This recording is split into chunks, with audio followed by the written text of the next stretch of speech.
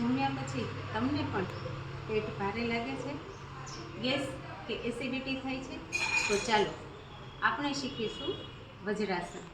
યોગશાસ્ત્રનું માત્ર એક એવું આસન છે આ કે જે જમ્યા પછી તરત જ કરી શકાય છે.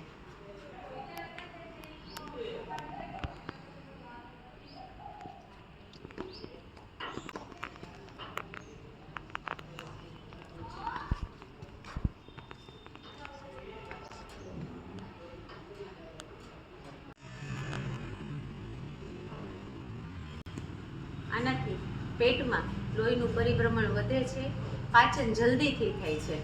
રોજ જમ્યા પછી 5 થી 10 મિનિટ આવી રીતે વજ્રાસનમાં બેસવાનું. તમારા વડીલોને શેર કરો. હરિ ઓમ.